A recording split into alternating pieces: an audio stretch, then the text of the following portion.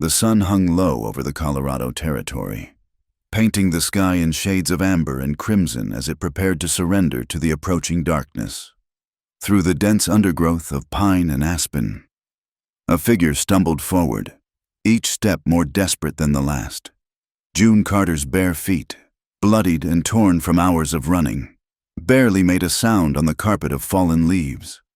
Her breath came in ragged gasps, muffled by the hand she pressed against her mouth to stifle any sound that might betray her location. The torn remnants of what had once been a simple calico dress hung from her shoulders, offering little protection against the evening chill that was beginning to settle over the mountain slopes. Branches had left their mark across her arms and face, thin scratches that stung in the cool air, but she dared not stop to tend to them. Behind her, somewhere in the vast wilderness, were the men she'd escaped from, men who had held her captive in their camp for longer than she cared to remember. June's mind raced as quickly as her heart. She had seized her chance when they'd grown careless, believing her spirit finally broken after weeks of captivity. They had been wrong. The moment their guard dropped, when they'd gathered around their evening fire to count their ill-gotten gains, she had slipped away into the gathering dusk. That had been hours ago, and still she ran, driven by terror and the faint hope of freedom. The forest floor suddenly gave way to a small hollow, hidden beneath a thick canopy of overlapping branches. June's legs, trembling from exhaustion, finally gave out. She tumbled down the slight incline, landing hard among a thick bed of autumn leaves. For a moment, she lay still, listening. The forest had grown quiet, too quiet. Even the birds had ceased their evening songs. Then she heard it, the distant sound that made her blood run cold. Hoofbeats, steady and purposeful, growing closer with each passing moment. They had found her trail, with movements born of pure desperation. June began pulling the thick layer of leaves over herself. The decay and dampness made her stomach turn, but she forced herself deeper into the natural debris, pulling armfuls over her body until she was completely hidden. She pressed herself flat against the cold earth, hardly daring to breathe. The leaves smelled of rot and earth, but they might be her salvation. The hoofbeats grew louder, and she could hear voices now, rough, angry voices calling out to each other in the growing darkness. She couldn't have gotten far, one man growled. Not on foot, not in her condition. Boss ain't gonna be happy if we come back empty-handed. Another replied, that girl knows too much about our operation. June bit down hard on her lip to keep from whimpering. She knew exactly what they meant. During her captivity, she had overheard too many conversations, learned too many names and locations. She had become a liability the moment she'd tried to help another captive girl escape. That girl hadn't made it, but June had remembered every detail, every piece of information that might help bring these monsters to justice. If she lived long enough to tell anyone. The horses were closer now, so close she could hear their breathing, the creak of leather saddles, the jingle of spurs. One rider had dismounted. She could hear his boots crushing the undergrowth as he searched. Check that hollow down there, the first voice commanded. She might have tried to hide. June's heart hammered so hard she was certain they must hear it. She forced herself to remain absolutely still, even as footsteps approached her hiding place. Through the tiny gaps in her leaf covering, she could see the dim outline of boots-worn leather boots with silver spurs that caught the last rays of dying sunlight. The man was so close now she could smell the tobacco on his clothes, mixed with the sour scent of whiskey and sweat. He kicked at a pile of leaves nearby, cursing under his breath. June held her breath, her lungs burning with the effort. A spider crawled across her face, but she didn't dare move to brush it away. Just when she thought she could hold her breath no longer, another shout came from farther up the trail. Found some tracks heading east, fresh ones. The boots beside her hiding place paused, then turned away. Coming, the man called back, and June heard him mounting his horse again. The sound of hoofbeats gradually faded as the search party followed the false trail, probably left by some deer or elk passing through. June remained frozen in place long after the last sound had died away. The forest slowly came back to life around her. Crickets began their night chorus, and somewhere in the distance, an owl hooted. Still, she waited, tears streaming silently down her dirt-stained cheeks. She had learned patience in the worst possible way, and she would not risk her freedom now by moving too soon. As full darkness settled over the mountains, June finally began to shift, pushing aside the layers of leaves with trembling hands. Every muscle in her body screamed in protest as she tried to stand. She had no idea where she was or which direction led to safety, but she knew she couldn't stay here. They would be back at first light, and they would search more thoroughly. She had just managed to pull herself to her knees when she heard it, another sound that made her freeze. Not the thundering approach of multiple horses this time, but the quiet clip-clop of a single mount, moving slowly through the forest. June's mind raced. One of them had circled back, or perhaps this was someone else entirely. Either way, she couldn't run. Her legs wouldn't carry her another step. With movements made clumsy by cold and exhaustion, she tried to burrow back under the leaves, but her strength was failing. The horse was almost upon her now. She could see its shape through the trees, a large, dark form with a rider sitting tall in the saddle. The stranger seemed to be following no particular path, and June realized with growing dread that he was heading directly toward her hollow. The horse picked its way carefully down the incline, and June could only lie there, half covered in leaves, too exhausted to hide properly and too terrified to reveal herself. The rider dismounted with a quiet grunt, and June heard him speaking softly to his horse, not the harsh commands of her pursuers, but gentle words, almost tender. His voice was deep but calm, with none of the cruelty she had grown accustomed to hearing.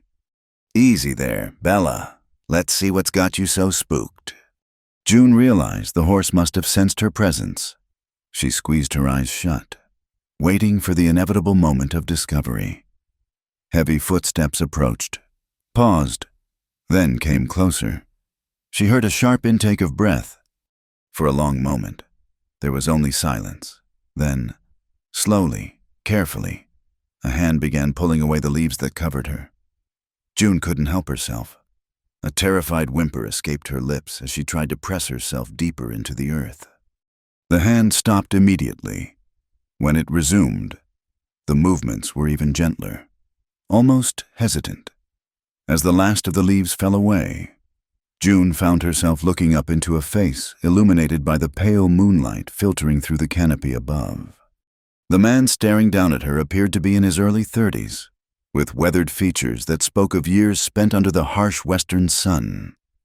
His eyes, though she couldn't make out their color in the darkness, were wide with shock.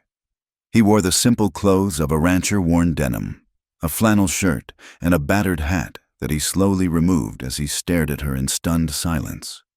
June cowered beneath his gaze, acutely aware of her state, the torn dress that barely preserved her modesty, the bruises visible on her arms, the dirt and leaves tangled in her dark hair. She waited for him to speak, to call out to others, to reach for her with rough hands. Instead, the man took a slow step backward, his movements careful and deliberate. Without taking his eyes off her, he shrugged out of his heavy coat and held it out at arm's length, like someone offering food to a frightened animal. Wade Bennett had been searching for his missing calf since late afternoon. The young Hereford had somehow gotten separated from its mother during the morning's move to fresh pasture, and Wade knew the dangers that awaited a lone calf in these mountains. Wolves, bears, and mountain cats all prowled these woods when darkness fell. He'd tracked the animal's prints for miles, following a meandering trail that led deeper into the forest than he usually ventured. It was Bella, his steadfast mare, who first sensed something amiss in the hollow. The horse's ears pricked forward, and she snorted nervously, dancing sideways despite Wade's gentle pressure on the reins. He'd learned long ago to trust Bella's instincts in his 5 years of solitary ranching on this remote piece of Colorado land. The horse had warned him of danger more times than he could count. But nothing could have prepared him for what he found beneath those leaves. At first, his mind simply refused to process what his eyes were seeing. He'd expected perhaps to find his calf, injured or frightened, maybe a deer caught in some old trap. The last thing he'd anticipated was a young woman, battered and terrified, trying desperately to disappear into the forest floor. The moonlight revealed more than Wade wished to see. The purple bruises blooming across her arms, the scratches that spoke of a desperate flight through unforgiving terrain, the way she flinched from him as though expecting a blow. His stomach turned as understanding dawned. He'd heard whispers in town about women going missing, about suspicious men camping in the high country, but he'd never imagined encountering evidence of such cruelty on his own land. "Don't touch me, please. Don't." The words burst from her cracked lips in a desperate plea that hit Wade like a physical blow. He immediately stepped back, raising both hands in what he hoped was a non-threatening gesture. In his 32 years, he'd gentled plenty of spooked horses and calmed frightened cattle. But this required a different kind of careful altogether. "I won't," he said quietly, his voice barely above a whisper. "I promise I won't hurt you. Miss." He moved slowly, deliberately, making sure she could see every movement as he shrugged out of his heavy wool coat. The evening had turned cold, and he could see her shivering violently, whether from cold or fear or both, still maintaining his distance. He laid the coat on the ground between them and backed away several more steps. "It's warm," he said simply, "and clean. You need it more than I do." For a long moment, she didn't move, her wide eyes fixed on him with the wary intensity of a trapped animal. Wade turned his back to her, giving her privacy while keeping his ears attuned to any sound of movement. He heard the rustle of fabric, a soft gasp that might have been pain or relief. "Thank you." The whisper was so quiet he almost missed it. Wade turned back slowly to find her wrapped in his coat, which swallowed her small frame. She'd pulled it tight around herself like armor, but she was sitting up now, no longer trying to burrow into the earth. It was progress, however small. "My name's Wade Bennett," he said, still keeping his voice low and calm. "I've got a ranch about 2 miles west of here. You're on my land. Nobody's going to hurt you here." She didn't respond, but he saw something flicker in her eyes, not quite hope, but perhaps a lessening of immediate terror. "Can you ride?" he asked gently. "Bella here, she's gentle as a lamb. We could get you somewhere warm, get some food in you." The mention of food seemed to reach her in a way his other words hadn't. He saw her swallow hard, one hand moving unconsciously to her stomach. "I won't. I can't," she started, then stopped, confusion clouding her features. "You don't have to do anything," Wade assured her. "No questions, no obligations. Just a warm place to rest and some hot food. That's all."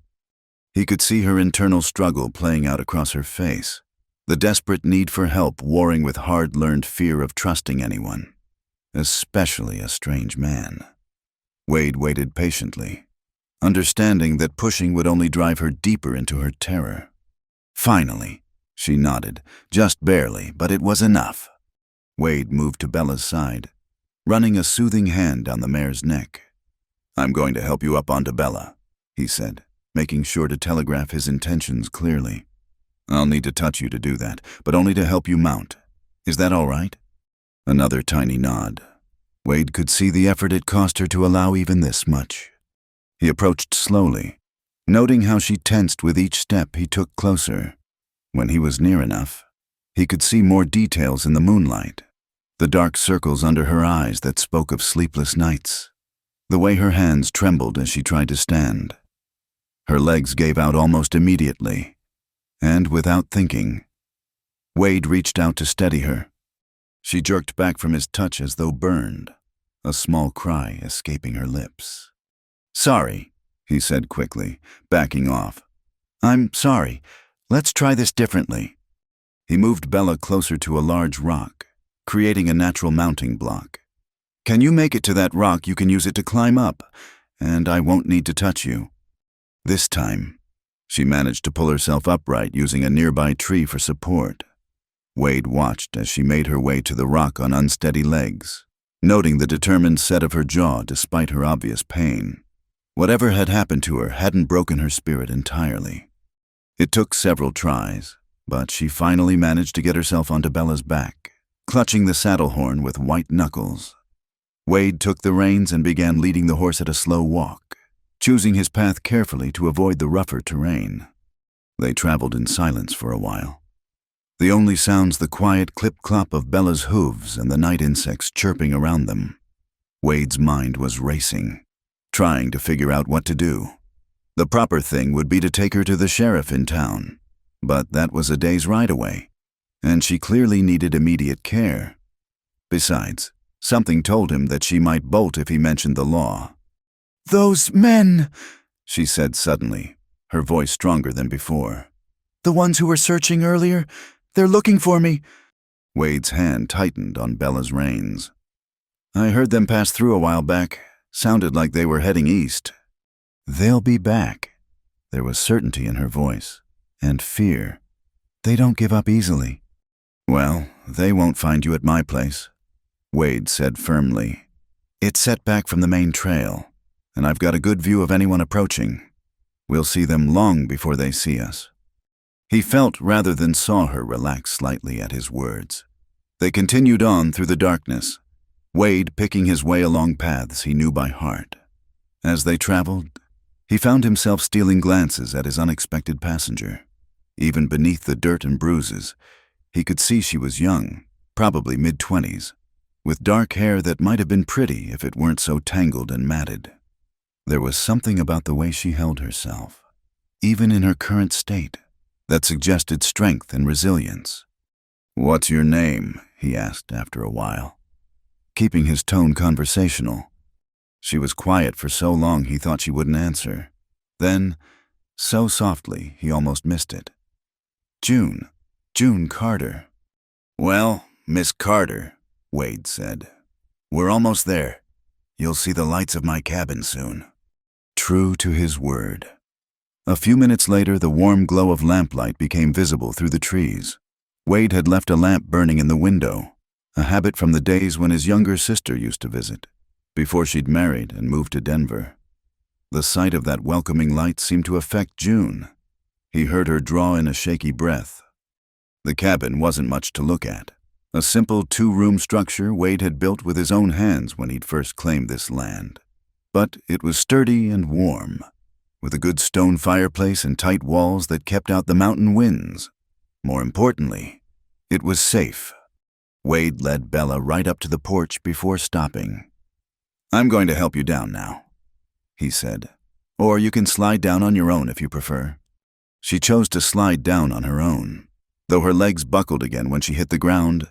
This time, she caught herself on Bella's side, fingers tangling in the mare's mane. Wade busied himself loosening Bella's saddle, giving June time to steady herself.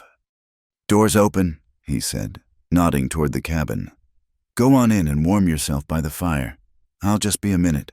Need to get Bella settled for the night." He watched from the corner of his eye as she made her way slowly up the porch steps, one hand on the railing for support. She paused at the door, looking back at him with an unreadable expression. "It's all right," Wade said gently. "You're safe here." She disappeared inside, and Wade led Bella to the small stable attached to the cabin's side. As he removed her saddle and brushed her down, his mind kept returning to the young woman now sitting in his home, June Carter. The name didn't mean anything to him, but then again, he kept to himself mostly and only went to town when necessary. What was he going to do with her? The question nagged at him as he gave Bella fresh hay and water.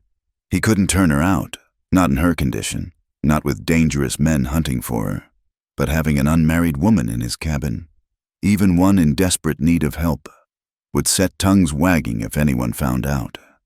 Wade had worked hard to build a respectable reputation in the community. He didn't want to lose it now. But as he closed the stable door and headed back to the cabin, he knew he'd already made his decision. Christian charity aside, he simply wasn't the kind of man who could turn away someone in need. His mother had raised him better than that. God rest her soul. Tomorrow, he'd figure out the next steps. Tonight, June Carter needed food, warmth, and rest. Everything else could wait. Wade found June huddled in the corner farthest from the door, his coat still wrapped tightly around her small frame. She'd positioned herself where she could see both the entrance and the window, her eyes darting between them with nervous frequency. The fire had burned low in his absence, casting dancing shadows that seemed to make her flinch with each flicker. "Let me build that up," he said quietly, moving to the fireplace with deliberate slowness. He kept his movements visible and predictable as he added fresh logs and stirred the embers back to life. The renewed flames brought blessed warmth to the small room, and he heard her release a shaky breath.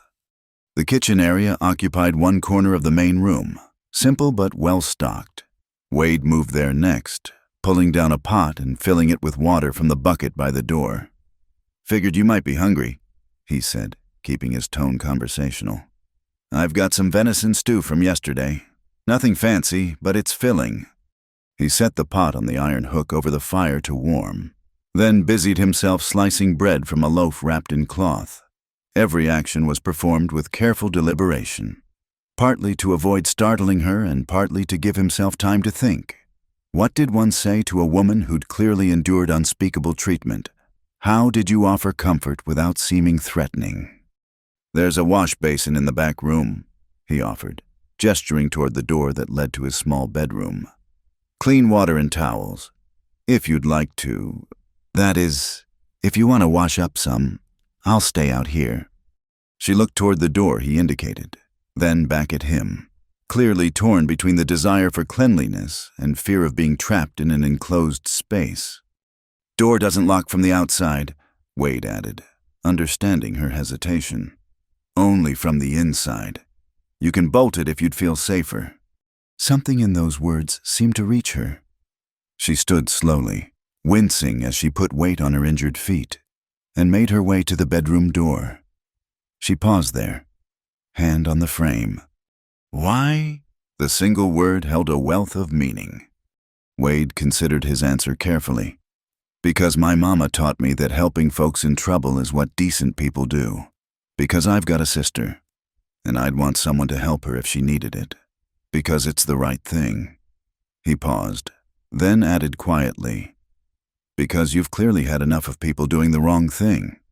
She studied him for a long moment, then disappeared into the bedroom. He heard the bolt slide home and tried not to think about what experiences had taught her to be so careful.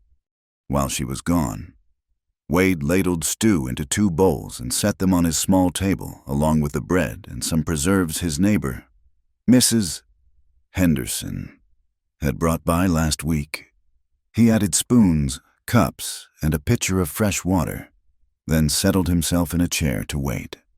The bedroom door opened perhaps 20 minutes later. June emerged looking marginally better. Her face and hands were clean, revealing delicate features beneath the bruises. And she'd managed to tame her dark hair into some semblance of order. She'd kept his coat wrapped around herself, but he could see she'd attempted to straighten what remained of her torn dress beneath it. "Stew's ready," he said simply, gesturing to the table. "Please, sit." She approached the table warily, choosing the chair that kept her back to the wall and gave her a clear view of the door. Wade pretended not to notice, focusing on his own bowl as she tentatively picked up her spoon. The first spoonful seemed to awaken her hunger. She ate slowly but steadily, and Wade was pleased to see some color returning to her pale cheeks. He kept his own pace measured, not wanting to finish too far ahead of her and make her feel rushed. "It's good," she said after a while, the words coming easier now. "Thank you. Mrs. Henderson taught me." Wade replied, "Widower neighbor of mine, said a man living alone ought to at least know how to feed himself properly." They ate in companionable silence for a while. Wade noticed she couldn't quite finish her bowl, not surprising, given what she'd likely endured. He cleared the dishes without comment, setting them aside to wash later. "You can stay here as long as you need," he said as he returned to his seat, careful to maintain a respectful distance. No questions, no pressure. When you're ready to move on, I'll help however I can. I can't pay you, June said quietly. They took everything I had. Didn't ask for payment. Don't want any. She looked at him then, really looked at him, and Wade felt the weight of her scrutiny. He met her gaze steadily, letting her see whatever she needed to see. After a moment, she dropped her eyes back to her hands, folded tightly in her lap. The men who are looking for me, she began, then stopped, seeming unsure how to continue. You don't have to tell me anything, Wade said. Your business is your own. But you should know, they're dangerous. If they find out you helped me, let me worry about that. Wade's voice carried a quiet confidence. I may live alone, but I'm not defenseless. This cabin's built solid, and I'm a fair shot when I need to be. Something flickered across her face. Was it hope? She opened her mouth as if to speak, then closed it again, shaking her head slightly. You look exhausted, Wade observed. When's the last time you slept properly? The question seemed to catch her off guard. I don't remember. Days, maybe. Wade stood, moving to a chest in the corner. He pulled out a thick quilt and a pillow, carrying them back to the area near the fireplace. You can sleep here by the fire tonight, he said, arranging them into a makeshift bed. Warmest spot in the house. I'll be in the back room, door'll be open so you can call out if you need anything, but I won't come out unless you ask. You're giving me your bed, surprise colored her voice. You need it more than I do. I've got bedrolls in there, slept on worse plenty of times. He moved toward the bedroom, then paused. There's more wood for the fire in that box there. Help yourself if it gets cold. And June? She looked up at him, vulnerability clear in her eyes. You're safe here. I give you my word on that. Wade retreated to his bedroom, leaving the door ajar as promised. He heard her moving around quietly, settling onto the makeshift bed he'd prepared. As he lay on his own bedroll on the floor, he found himself straining to hear any sounds from the main room, alert to any sign of distress. What had he gotten himself into? A young woman, clearly running from dangerous men, was now under his protection. He should probably ride to town tomorrow, inform Sheriff Collins of the situation. But something told him June wouldn't still be here when he returned if he did that. Whatever had happened to her, it had destroyed her trust in authority, maybe in all men. Through the partially open door, he heard her shifting restlessly, the occasional whimper that suggested nightmares plagued her sleep. More than once, he heard her gasp awake, breath coming in frightened pants until she remembered where she was. Each time, he forced himself to stay put, knowing his presence would only frighten her more. As the night wore on, her sleep seemed to deepen, the sounds of distress becoming less frequent. Wade finally allowed himself to doze, though he remained alert to any unusual sounds. His rifle stood loaded in the corner, and his pistol lay within easy reach. If those men came looking for June here, they'd find more than they bargained for. Dawn was just beginning to lighten the sky when Wade woke to the sound of movement in the main room. He rose quietly, peering through the door to see June sitting up on her makeshift bed, knees drawn to her chest, staring into the dying embers of the fire. Coffee, he offered quietly, not wanting to startle her. She nodded without looking at him. Wade entered the room slowly, giving her time to adjust to his presence. He busied himself with the morning routine, stoking the fire, filling the coffee pot, setting it to brew. The familiar actions seemed to ease some of the tension in the room. Did you sleep at all? He asked as he worked. Some, she admitted. More than I have in... She trailed off, leaving the sentence unfinished. Wade poured 2 cups of coffee when it was ready, setting one on the table near her before retreating to his own chair. They sat in silence as the sun rose, painting the mountains beyond the window in shades of gold and pink. I should leave, June said suddenly. I've put you in danger just by being here. Where would you go? Wade asked practically. You can barely walk. You've got no supplies, no horse, and dangerous men hunting you. Leaving now would be signing your own death warrant. She flinched at his blunt words, but didn't argue their truth. Stay, he said more gently. At least until you're healed up some. Until we can figure out a plan that doesn't involve you dying of exposure in the mountains. The words seemed to surprise her. You're under my roof now, Wade said simply. That makes your troubles my troubles, at least until you're safe. That's how it works out here. June studied him over the rim of her coffee cup, and Wade saw something shift in her expression. Not trust, exactly. That would take much longer to build, but perhaps the beginning of belief that he meant what he said. All right, she whispered. For a few days, just until I can travel. Wade nodded, hiding his relief. A few days would give her time to heal, time to rest, time for him to figure out how to help her escape whatever demons pursued her. He had no idea what he was doing, but he knew one thing for certain. June Carter would not face her troubles alone, not while she remained under his protection. The sun climbed higher, flooding the cabin with warm light, and for the first time since he'd found her beneath those leaves, Wade saw June truly relax, her shoulders dropping as exhaustion finally overtook fear. It was a small victory, but he'd take it. Everything else, they'd figure out one day at a time. The days that followed fell into a careful rhythm, like a dance where both partners were afraid to step too close. Wade would rise before dawn, make coffee, and busy himself with morning chores while June slowly emerged from her makeshift bed by the fire. He learned to announce his presence with deliberate footsteps or the clink of dishes, anything to avoid startling her with sudden appearances. For someone who had lived alone for 5 years, Wade found himself acutely aware of another presence in his home. Every movement felt magnified, every gesture potentially threatening to a woman who flinched at shadows. He began leaving doors open wherever he went, keeping his hands visible, moving with the same careful patience he used with spooked horses. June, for her part, seemed caught between gratitude and terror. She would help with small tasks, washing dishes, tending the fire, but always with one eye on the door, always ready to bolt. When Wade returned from checking his cattle, he would often find her pressed against the window, scanning the horizon with fearful intensity. The third night, he woke to the sound of muffled sobbing. Wade lay still in his bedroll, uncertain whether to intervene.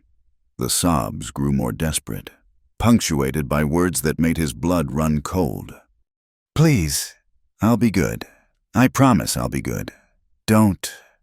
Unable to bear it, Wade rose quietly and moved to the doorway. In the dim firelight, he could see June thrashing in her sleep, hands raised as if to ward off blows.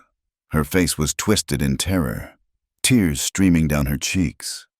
June, he called softly from the doorway. June, you're dreaming. You're safe. She didn't wake. The nightmare had her trapped, and her distress only seemed to worsen. Making a decision. Wade stepped into the room, though he kept his distance. June, he said more firmly. Wake up, it's just a dream. Her eyes flew open, wild and unfocused. For a moment, she didn't seem to know where she was. Then she saw him standing there, and pure panic flashed across her face. It's me, Wade said quickly, holding his hands up. It's Wade. You're in my cabin. You're safe. Recognition slowly dawned, and with it came a crushing embarrassment. June pulled the quilt up to her chin, curling into herself. I'm sorry, she whispered. I didn't mean to wake you. Nothing to be sorry for, Wade said gently. He moved to the kitchen area, giving her space while he heated water for tea. My sister used to get night terrors when she was young. Helped to have something warm to drink after. He prepared the tea in silence, adding a generous spoonful of honey before bringing it to her. June accepted the cup with shaking hands, and Wade retreated to his usual chair, far enough away to be non-threatening. Want to talk about it? He offered quietly. June shook her head quickly, then seemed to reconsider. The men who had me, they would. She stopped, unable to continue. You don't have to tell me, Wade said, but sometimes it helps to let the poison out. She was quiet for so long he thought she wouldn't speak again. Then, in a voice barely above a whisper, the words began to spill out. There were 6 of us at first. Girls they'd taken from different places. They kept us in an old mine shaft during the day, brought us out at night to... She paused, hands tightening on the cup. To work, cooking, cleaning, whatever they demanded. If we didn't work fast enough, if we complained, if we tried to help each other too much. Wade's jaw clenched, but he kept his voice steady. How long were you there? I don't know. Weeks, maybe 2 months. Time stopped meaning anything.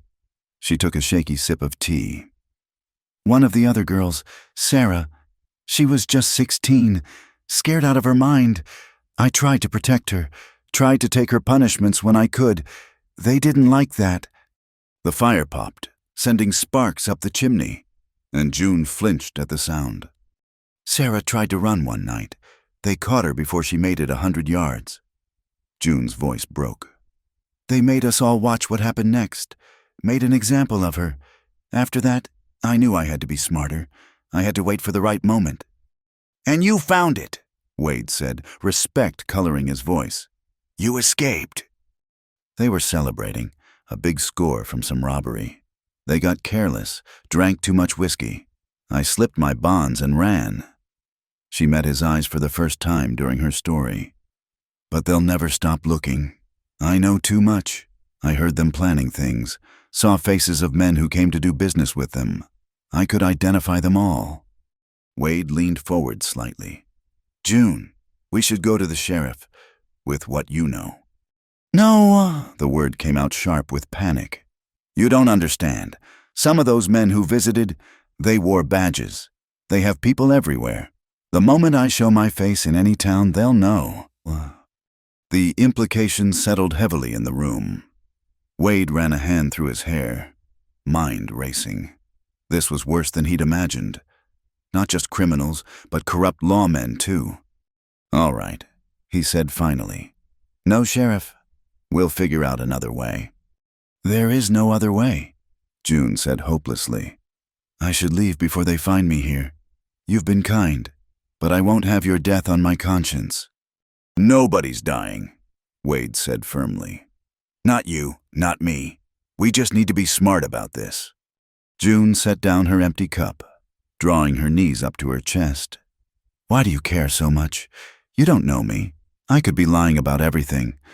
Wade considered the question. Why did he care? He'd lived a solitary life by choice, keeping the world at arm's length since his parents' death. Yet something about this broken but resilient woman had awakened protective instincts he'd thought long buried. My mother used to read us Bible stories when we were young, he said finally. The one that stuck with me most was about the Good Samaritan. Man finds someone beaten and left for dead on the road. Everyone else passes by, but he stops, takes the stranger to safety, pays for his care. He met June's eyes. I found you hiding under leaves like a wounded animal, running from men who'd hurt you. What kind of man would I be if I passed by? June's eyes filled with tears. I'm not worth... Don't, Wade interrupted gently. Whatever you were about to say, don't. Every person is worth helping. That includes you. The tears spilled over then, and Wade had to fight the urge to go to her, to offer physical comfort. He knew she wasn't ready for that, might never be ready. Instead, he stayed in his chair, a steady presence while she wept for all she'd endured. When the storm of tears finally passed, June wiped her face with her sleeve. I'm stronger than this, she said, almost angrily. I survived worse without crying. Being strong doesn't mean not feeling, Wade said. Sometimes the strongest thing is letting yourself grieve what happened. She looked at him with surprise, as if no one had ever told her such a thing before. They sat in comfortable silence as the fire burned low. Outside, a wolf howled in the distance, and June tensed.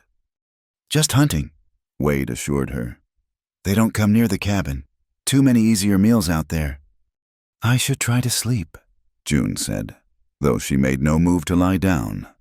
I'll stay up a while. Wade offered. Keep the fire going. You don't have to. I want to. He settled deeper into his chair. Used to do this when my sister visited. She was afraid of the dark for years after our parents died. I'd sit up reading while she slept. What happened to them, your parents? Fever took them both. Winter of '72, I was 27, Emma was 16. I raised her best I could until she married. Is that why you live alone, too used to it after she left? Wade considered the question. Partly, also partly because I never found anyone who made me want to change it. He paused. What about you family somewhere wondering where you are? June shook her head. Father died when I was young. Mother remarried, but her new husband, he didn't want another man's child around. I left home at 15, been making my own way since. That's a hard road for a young woman alone. I managed, worked in boarding houses, did laundry, whatever honest work I could find. I was saving money, planning to head further west, maybe California. Her voice turned bitter. Then I accepted a job from the wrong people. They said they needed a cook for their camp. By the time I realized what they really were, it was too late. Wade felt anger burn in his chest at the deception, at the stolen dreams of a young woman just trying to make an honest life. You'll get to California, he said with quiet conviction. When this is over, when you're safe, you'll get there. June looked at him with something like wonder. You really believe that? I do. Question is whether you do. She was quiet for a moment, then squared her shoulders. I survived this long. I can survive longer. That's the spirit. Wade smiled, the first real smile he'd given since finding her. Now try to rest. I'll be right here. June settled back onto her makeshift bed, and Wade was pleased to see her relax more fully than before. Maybe it was the shared conversation, or maybe exhaustion was finally overcoming fear. But she seemed to trust his promise of watchfulness. As the hours passed and her breathing deepened into true sleep, Wade found himself planning. She couldn't stay here forever, eventually. Those men would expand their search, but neither could he send her out into the world alone and defenseless. There had to be a solution, a way to ensure her safety without putting her back in harm's way. He thought about his sister in Denver, about friends in other territories. Somewhere, there had to be a place June could start fresh, where her past couldn't follow. It would take time and careful planning, but Wade had always been a patient man. The fire needed stoking, but Wade moved quietly, practiced now in the art of not disturbing June's rest. As he added fresh logs, he glanced at her sleeping form, noting how young and vulnerable she looked in repose. The bruises were fading, but the deeper wounds would take much longer to heal. I'll keep you safe, he murmured, too quietly for her to hear. Whatever it takes, I'll keep you safe. Outside, the first hints of dawn touched the mountain peaks. Another day was coming, bringing with it new challenges and dangers. But for now, in the quiet sanctuary of his cabin, a damaged woman slept peacefully while a determined man kept watch. It wasn't much, but it was a beginning. The morning routine had become predictable, almost comforting in its simplicity. Wade would prepare breakfast while June tended the fire, moving around each other with practiced ease. It was during one such morning, nearly a week after her arrival, that Wade noticed something that gave him pause. He had left his Winchester propped against the wall while he stirred the pot of porridge, turning his back to slice bread. When he glanced over, June was standing near the rifle, her hand resting on its stock with a familiarity that seemed at odds with her delicate appearance. She must have felt his gaze because she quickly stepped away, color rising in her cheeks. I'm sorry, I didn't mean to. No need to apologize, Wade said carefully, noting the way she'd positioned her hand, the natural stance she'd taken.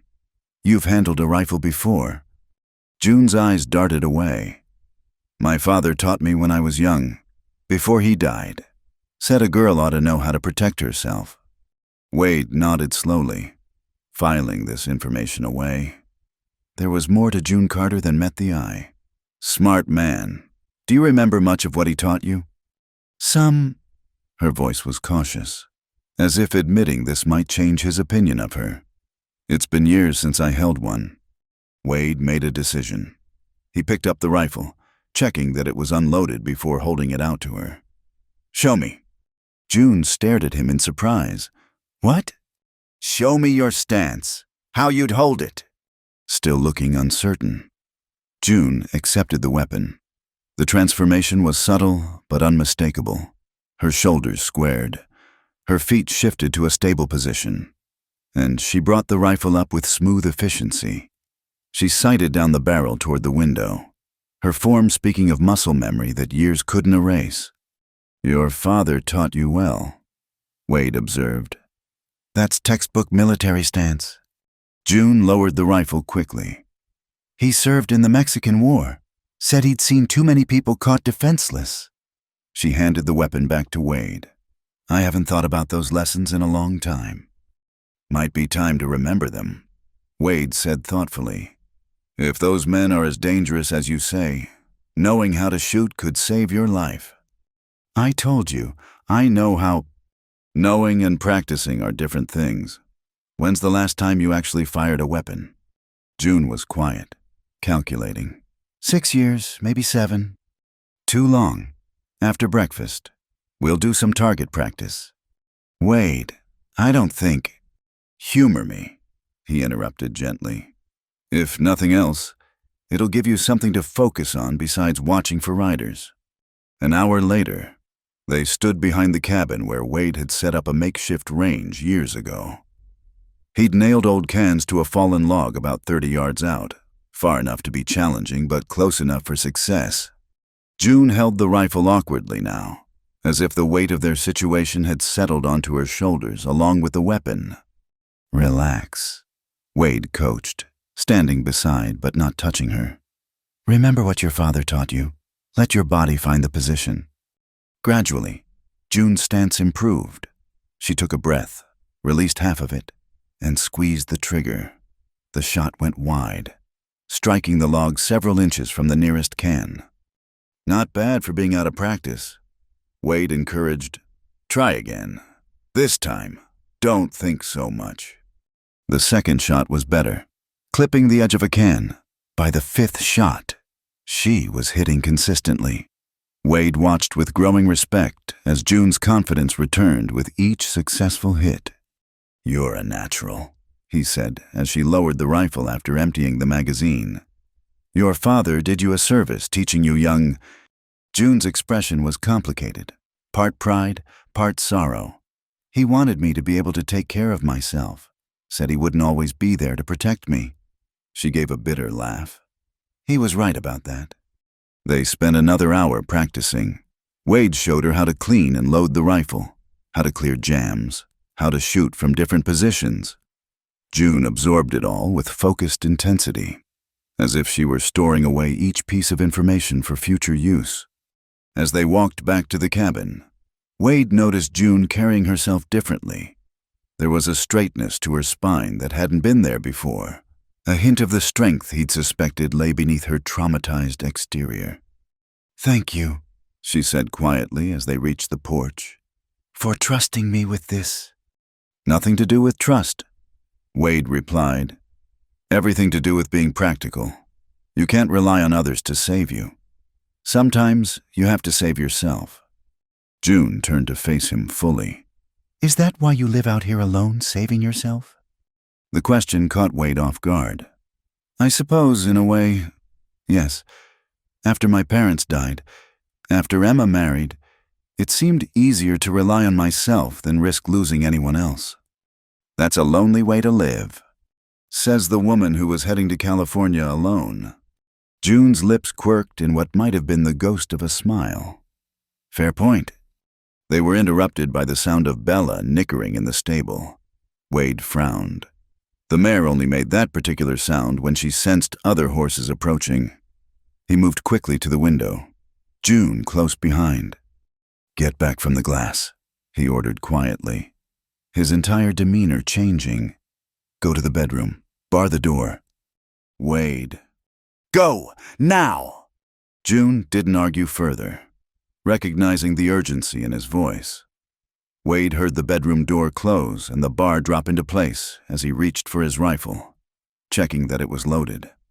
3 riders were approaching from the east, following the trail that led past his property. Wade studied them through the window, noting their rough appearance, the way they sat their horses like men accustomed to long pursuits. These weren't local ranchers or travelers. One of them, a large man with a dark beard, pointed toward Wade's cabin.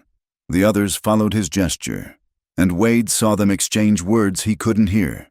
His hand tightened on the rifle. The riders turned off the trail, heading directly for the cabin. Wade moved quickly, positioning himself where he could cover the door while having a clear line of sight through the window. His military training, dormant for years, came flooding back. The men stopped just outside what Wade considered comfortable shooting distance, smart enough to be cautious. Then, the bearded one called out, "Hello, the cabin, looking for some information." Wade didn't respond immediately, letting them wonder if anyone was home.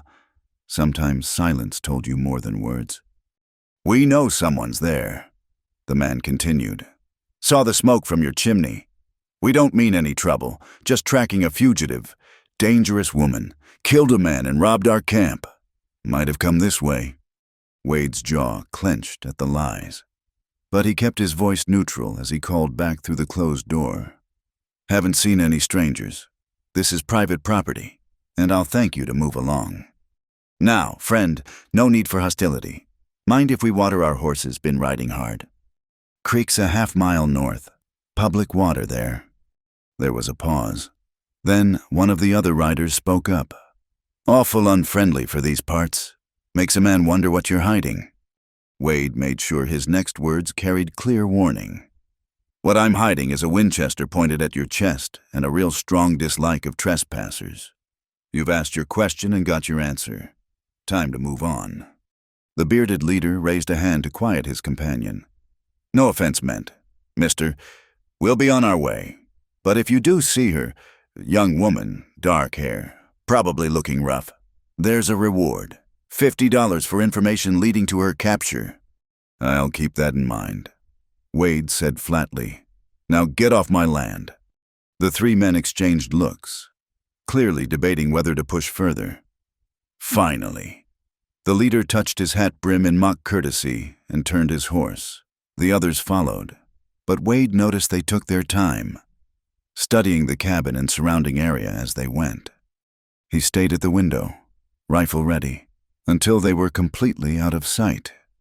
Even then, he waited another 10 minutes before calling out, "June, it's safe. They're gone." The bedroom door opened slowly. June emerged, pale but composed. "I heard them. They're from the camp." "You're sure?" "The one with the beard, that's Marcus Colton. He's their tracker. If he's here, the others won't be far behind." Wade set his rifle aside, running a hand through his hair. "They'll be back. Men like that don't give up easy, especially if there's money involved." "I'm so sorry," June whispered. "I've brought this to your door. I should leave tonight." "You're not going anywhere," Wade said firmly. "Running now would be signing your death warrant. They're watching the trails. Probably have men spread out across the territory." "Then what do we do?" Wade was quiet for a moment, thinking. "First, we make sure you can defend yourself if it comes to that. You did well with the rifle today, but you need more practice. Second, we start planning for the worst case, if they come back in force. And third, we figure out how to make them believe you're dead. It's the only way they'll stop hunting you." June stared at him. "How do we do that?" "I don't know yet," Wade admitted.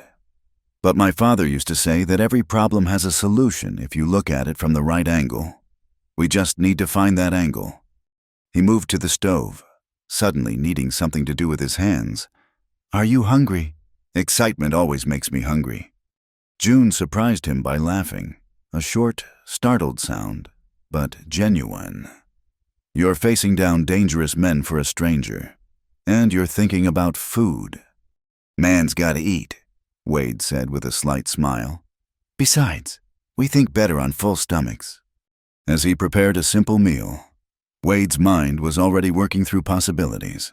The arrival of Colton and his men had escalated things, but it also presented opportunities. If they thought June was here, they'd concentrate their search in this area. That could work to their advantage if played right. Wade, June's voice was soft. What you did just now, facing them down for me. No one's ever... It's what decent folks do, Wade said simply. Now sit. Food's ready. But as they ate in companionable silence, Wade couldn't shake the feeling that their time of relative peace was coming to an end. The wolves had found the scent, and they wouldn't give up until they had their prey, or until they believed their prey was beyond catching forever. Looking at June across the table, seeing the mixture of fear and determination in her eyes, Wade made a silent promise. Whatever came next, she wouldn't face it alone. He'd spent 5 years hiding from the world, nursing old wounds and avoiding new connections. Maybe it was time to stop hiding. Maybe protecting June was exactly what he needed to find his way back to the land of the living. The rifle lesson had shown him something important. June wasn't just a victim. She had steel in her spine and skills that might surprise her pursuers. With the right preparation and a solid plan, they might just turn the tables on Marcus Colton and his men. But first, they had to survive whatever came next. The distant sound of hoofbeats woke Wade before dawn. He'd been sleeping in the main room for the past 2 nights, ever since Colton's visit, his rifle within arm's reach. The rhythm was different this time, not the purposeful approach of hunters, but the meandering pace of horses grazing. Wade moved silently to the window, peering through the gap in the shutters he'd installed years ago. In the pale pre-dawn light, he could make out 3 horses near the tree line, their riders nowhere in sight. His blood ran cold. They were being watched. June, he called softly toward the bedroom. Stay where you are. We have company. He heard her sharp intake of breath through the door. How many? 3 horses, but I don't see the riders. They're trying to be clever. Wade's mind raced through possibilities. The men could be anywhere, behind the stable, in the trees, maybe even circling around to the back of the cabin. He needed to think like a soldier again, anticipate their moves. Can you see the rifle I left in there?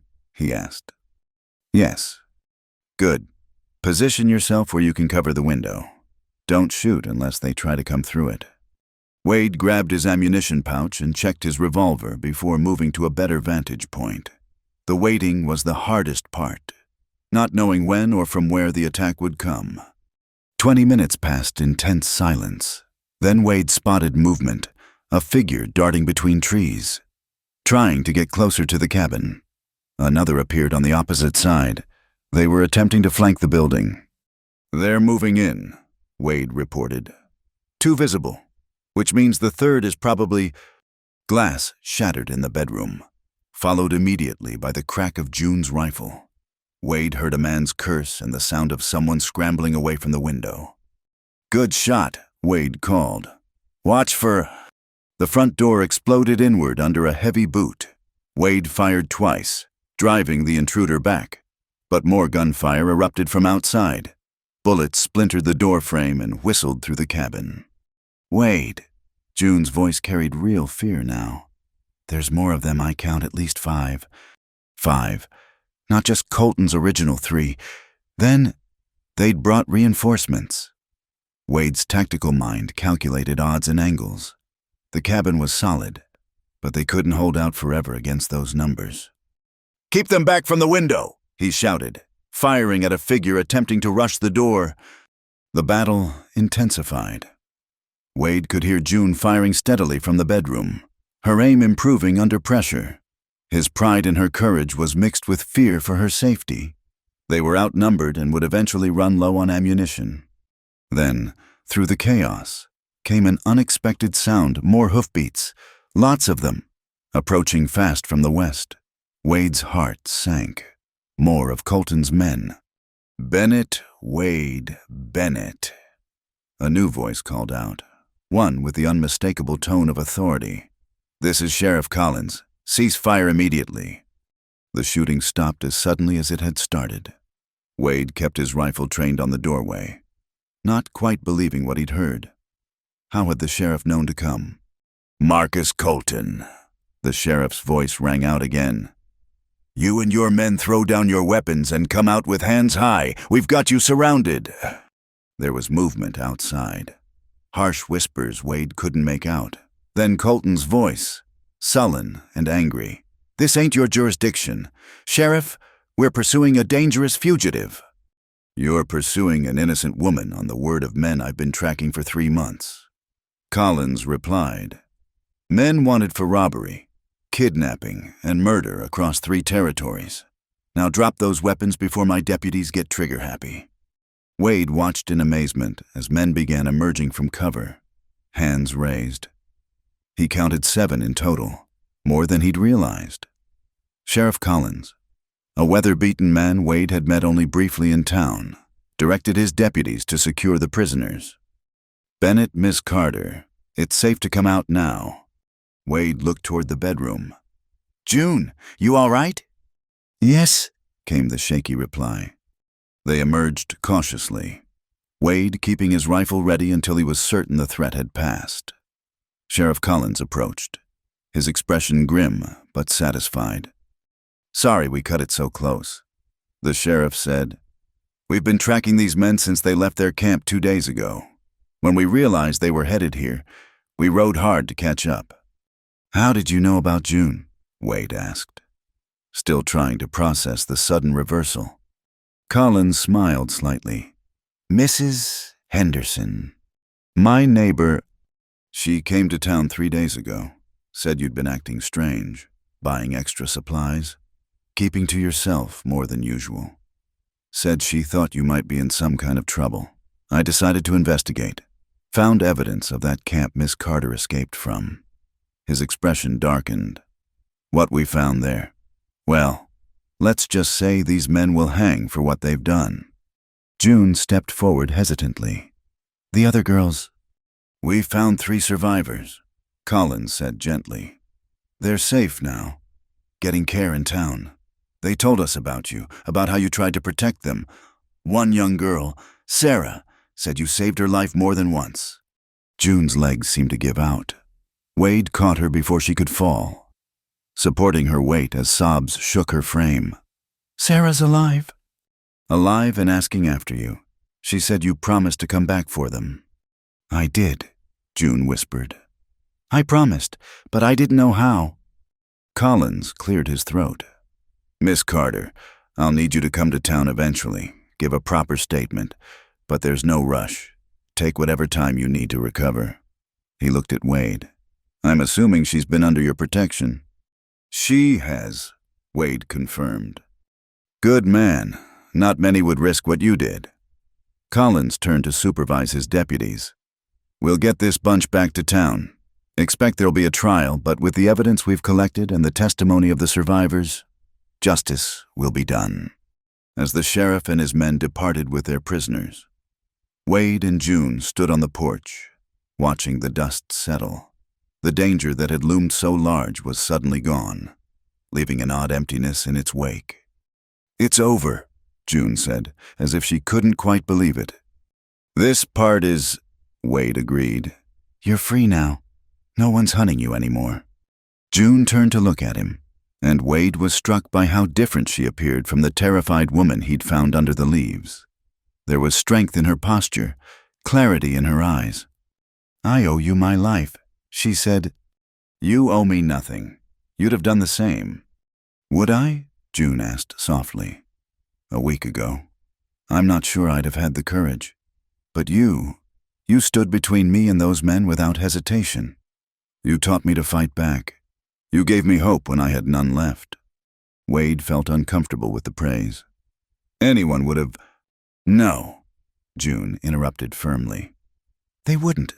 I've seen what most people do when faced with someone else's troubles. They look away, walk past, make excuses. You did none of those things. They stood in silence for a moment, both aware that something had shifted between them. The immediate danger was gone, which meant June was free to leave whenever she chose. The thought sat heavy in Wade's chest. "What will you do now?" he asked, trying to keep his voice neutral. June considered the question. I need to see Sarah and the others, make sure they're truly all right. Then... She paused.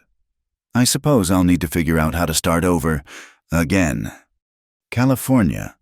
Maybe, although... She glanced at him sideways. I've been thinking. The sheriff will need help with the trial. Witnesses who understand what happened. That could take months. True, Wade agreed, hope stirring despite himself. And I'll need somewhere to stay during that time, somewhere I feel safe. June turned to face him fully. Wade Bennett, would you consider renting a room to a boarder I can pay now? The sheriff mentioned something about a reward for information leading to the gang's capture. Wade felt a smile tugging at his lips. I don't take rent from friends, Miss Carter. Then I'll earn my keep. I can cook better than you. I notice things that need fixing around here, and I'm apparently not a bad shot in a fight. You're serious? Very? June's expression grew somber. You gave me back something I thought I'd lost forever. The belief that there are good people in this world, that kindness doesn't always come with a price. I'd like to stay, if you'll have me. Not forever, maybe, but long enough to remember who I was before they tried to break me. Wade looked at her, really looked at her. The bruises had faded, but the steel in her spine had only grown stronger. She wasn't asking for rescue anymore. She was choosing to stand beside him as an equal. I reckon this place could use a woman's touch, he said finally. And I've gotten used to having coffee ready when I wake up. June's smile was like sunrise after a long, dark night. Then it settled. Partners.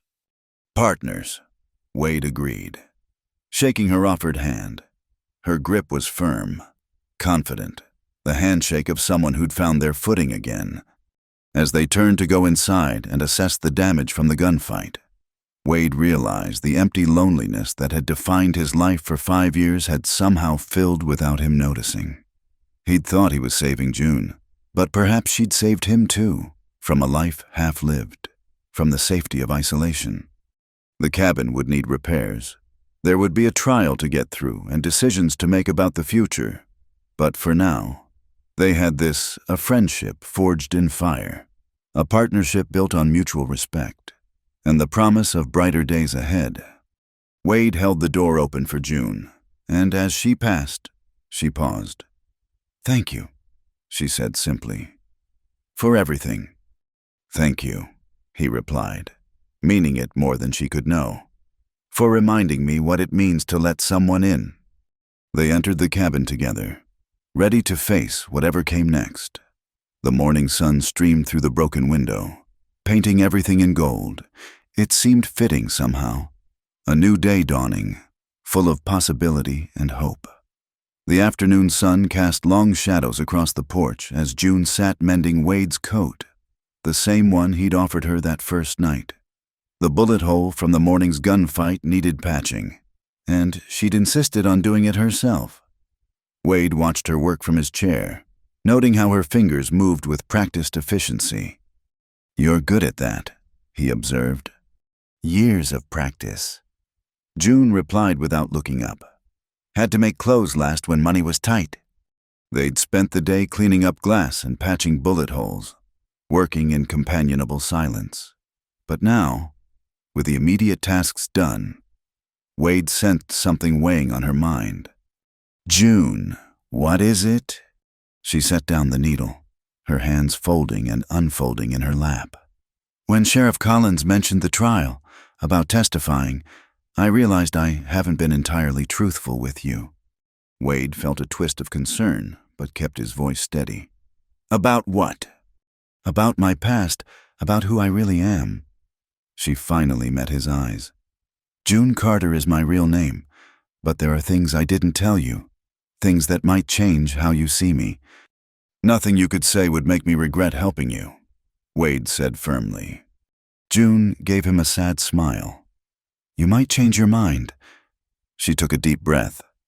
I wasn't just working in boarding houses before they took me. I ran with some people who weren't exactly law-abiding, not killers or kidnappers like Colton's gang, but she paused, struggling for words. We were grifters, con artists. We'd run games on wealthy folks passing through towns. Nothing violent, just dishonest. Wade absorbed this information, watching the shame play across her features. Is that how Colton found you? In a way, we tried to run a game on the wrong people. Turned out they were connected to Colton's operation. My partners scattered when things went bad, but I was caught. Her voice grew bitter. They decided I'd be more valuable in their camp than turned over to the law. And the sheriff doesn't know this. No, the other girls don't either. They think I'm just like them. An innocent woman in the wrong place at the wrong time. June stood abruptly, moving to the porch rail. But I'm not innocent. Wade, I've done things I'm not proud of. Taken money from people who maybe couldn't afford to lose it. Lied as easy as breathing. Wade rose and joined her at the rail, careful to maintain some distance. Seems to me you paid a pretty steep price for those mistakes. That doesn't erase them? No, Wade agreed. But what matters is who you choose to be now. The woman I've come to know these past days. She's brave, kind, protective of others even at cost to herself. That's who you are, not who you were. June turned to him with tears in her eyes. How can you be so sure? Because I've got my own past I'm not proud of, Wade said quietly. You asked why I live out here alone. The truth is, after I came back from the war, I wasn't right. Did things that haunted me. Pushed away everyone who tried to help, including Emma. Took me years to find any kind of peace. And even then, I chose isolation over risking hurt again. What changed? June asked softly.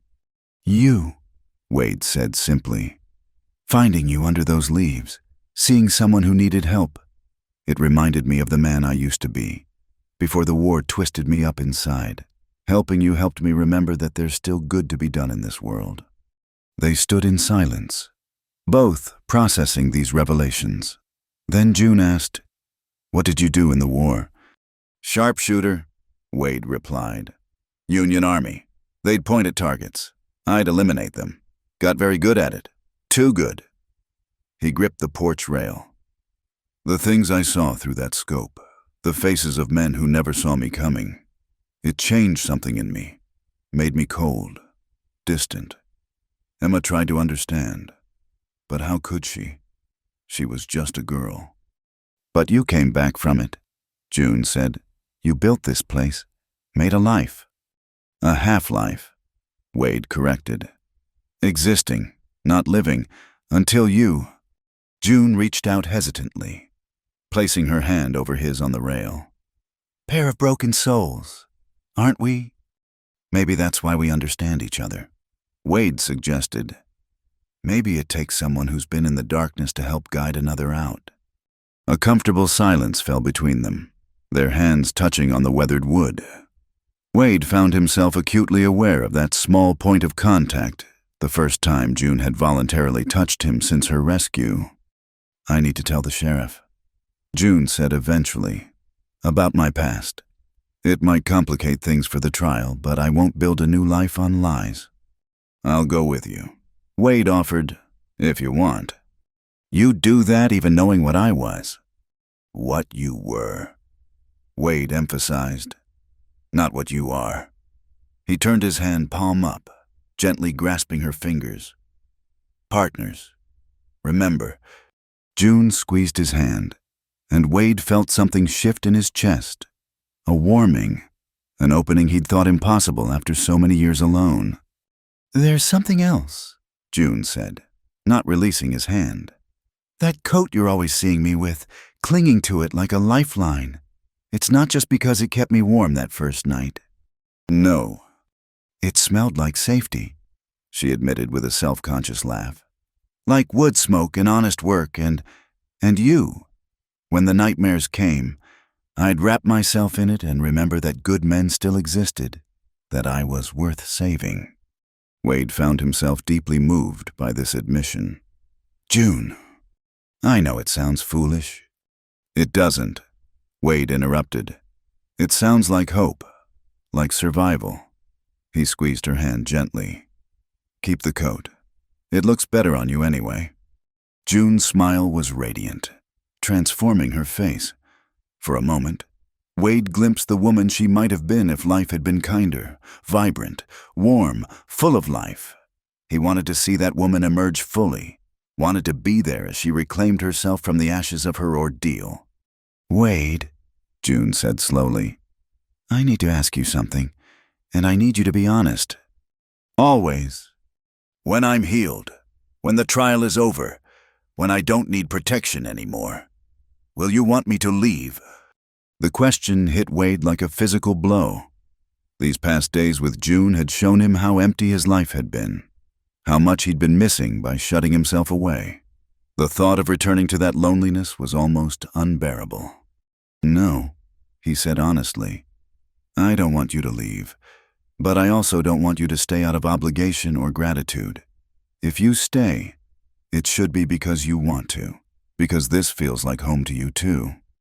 And if it does, June asked, vulnerability clear in her voice. Feel like home? I mean, Wade turned to face her fully, maintaining their joined hands. Then you stay as long as you want, forever. If that suits you, this place is big enough for two, and I've remembered what it's like to not be alone. I don't want to forget again. I scare you, June observed with surprising insight. Not because of my past or the danger I brought, but because I make you feel things you'd shut away. Terrified, Wade admitted with a rueful smile. But also more alive than I've felt in years. That's worth a little fear, don't you think? June stepped closer, their joined hands between them. I think we could be good for each other. Wade Bennett, I think we could help each other heal, build something real and lasting. But I need time. I need to remember who I am when I'm not running or fighting or afraid. Take all the time you need, Wade said. I'm not going anywhere. Promise. I promise. They stood there as the sun dipped toward the mountains, two damaged souls finding comfort in shared understanding. Wade thought about the strange turns life could take, how a missing calf had led him to June, how her desperate flight had brought unexpected purpose to his isolated existence. We should go inside, June said eventually. I'll start supper. In a minute, Wade replied, reluctant to break the spell of the moment. Just let me look at you. June blushed but didn't pull away as Wade studied her face. The bruises were nearly gone now, revealing delicate features and expressive dark eyes. But it was the strength in her gaze that captivated him, the resilience that no amount of cruelty had been able to extinguish. What do you see? She asked softly. Courage, Wade answered. Grace, a future I didn't know I wanted until you showed up and turned my ordered life upside down. Smooth talker for a hermit rancher? June teased gently. You bring it out in me, Wade replied, among other things. The air between them grew charged with possibility. Wade found himself leaning slightly forward, drawn by forces he didn't fully understand. June's lips parted slightly, her eyes fluttering closed. Then Bella whinnied loudly from the stable. Breaking the moment, they stepped apart, both breathing a little faster than normal. I should check on her, Wade said, his voice rougher than intended. And I should start that supper. June agreed, color high in her cheeks.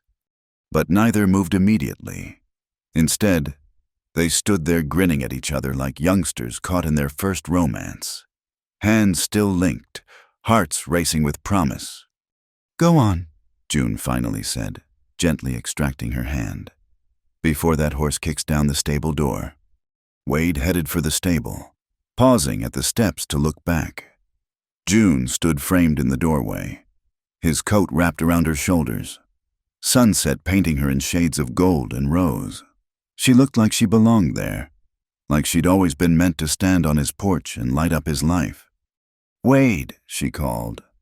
"Thank you for seeing who I could be, not just who I was."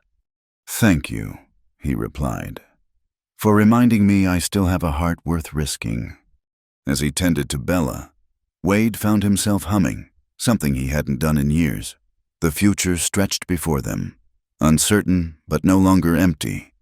There would be challenges ahead, truths to tell and trust to build. But for the first time in longer than he could remember, Wade Bennett looked forward to tomorrow. Inside the cabin, he could hear June moving around, the domestic sounds that had so quickly become precious to him. Soon, he'd join her, share a meal and conversation, maybe sit by the fire and make plans for the repairs needed after the morning's violence. But those were practical concerns. What mattered was that she'd chosen to stay, chosen to try building something together. And Wade, who'd spent 5 years hiding from life, was finally ready to choose living over mere existence. The shirt might have started as just a coat on a frightened girl's shoulders, but it had become something more, a symbol of protection freely given, comfort in the darkest hours, and ultimately, a bridge between two wounded hearts learning to beat again. The moon hung low over the mountains as Wade made his final rounds, checking the new locks he'd installed on the shutters. It had been 2 days since the confrontation with Colton's men, and while the immediate danger had passed, old habits died hard. He'd learned in the war that vigilance saved lives, and he wasn't about to grow careless now. A sound from the stable made him freeze, not Bella's familiar nickering, but something else. Footsteps, trying to be quiet. Wade's hand moved to his revolver as he pressed himself against the cabin wall, every sense alert. "Easy there, Bennett," a familiar voice called out. "Just me." Sheriff Collins emerged from the shadows, hands visible and empty. Wade relaxed slightly but didn't holster his weapon. "Sheriff, bit late for a social call." "My apologies. Didn't want to spook Miss Carter by arriving during daylight. Thought she'd had enough excitement. Mind if we talk?" Wade glanced toward the cabin where lamplight glowed warmly through the windows. "June's inside. You want her to hear this?" "It might be best if it's just us first." Collins moved closer, his weathered face serious in the moonlight. "Got some information you both need to know, but I wanted your take before I worry her with it." Wade holstered his gun and gestured toward the porch.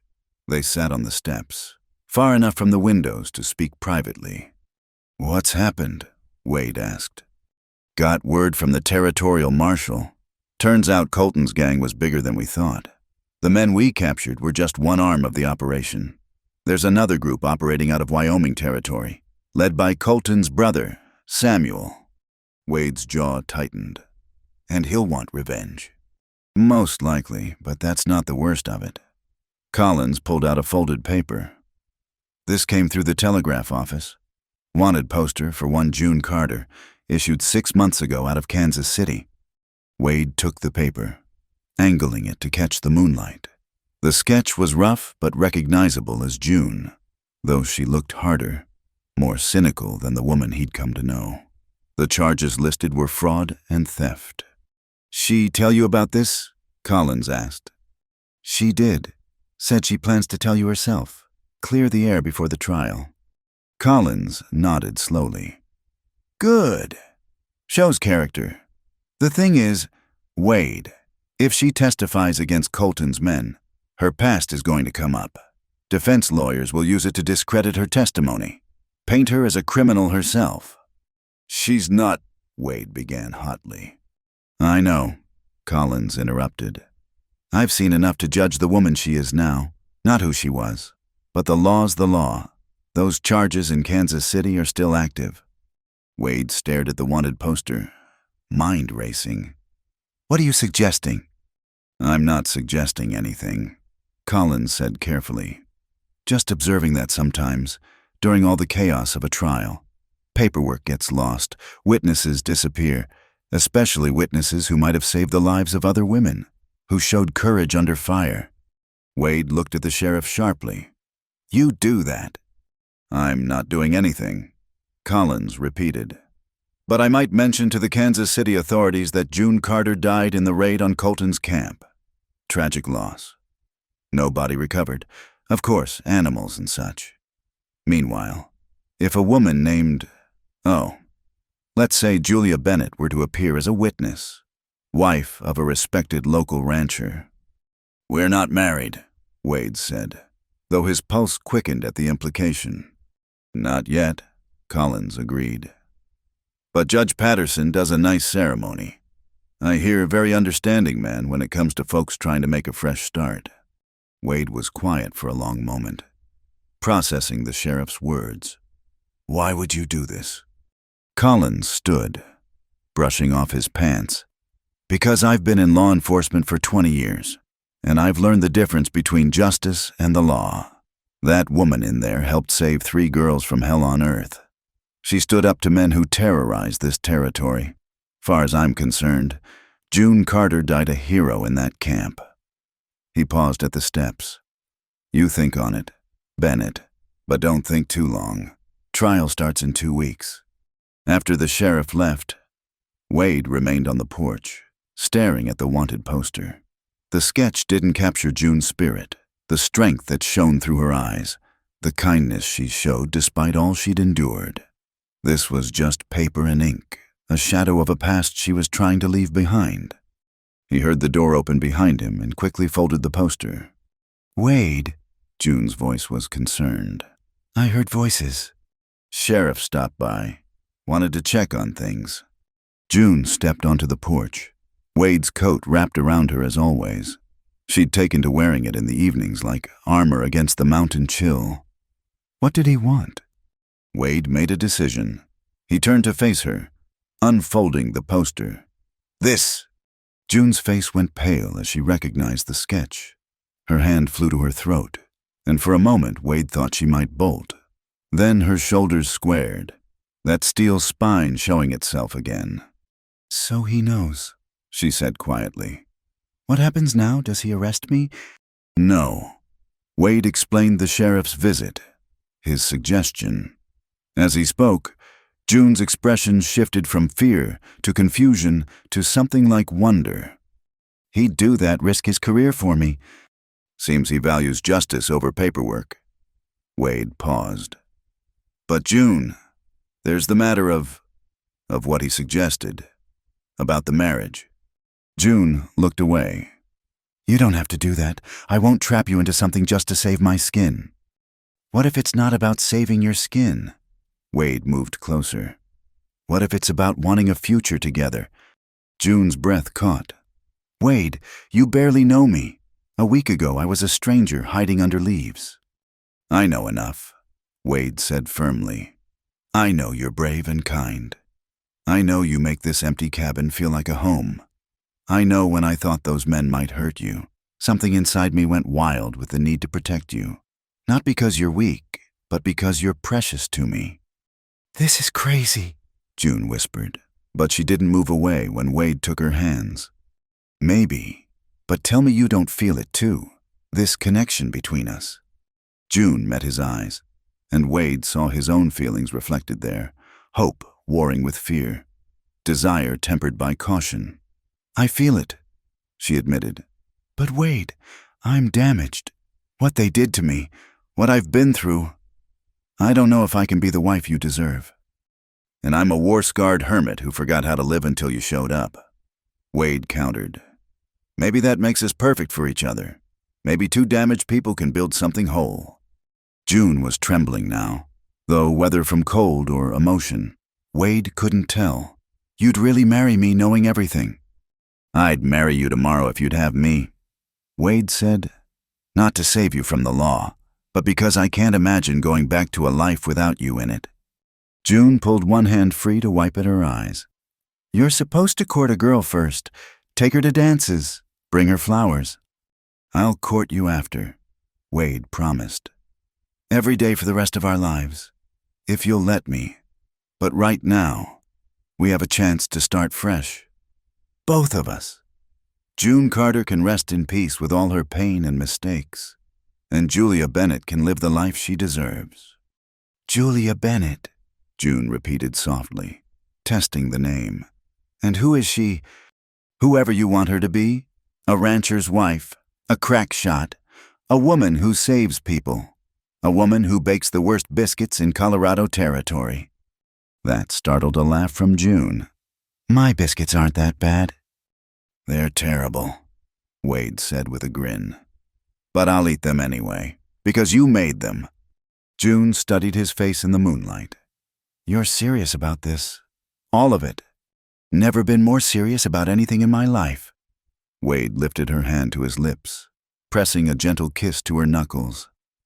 Marry me, June. Let me give you my name and my home and whatever protection I can offer. Let me wake up knowing you're safe under my roof. Not because you have to be, but because you choose to be. June was quiet for so long Wade feared he'd pushed too hard. Then she squared her shoulders in that way he'd come to recognize as her gathering courage. All right, she said. Yes, I'll marry you, Wade Bennett. God help us both.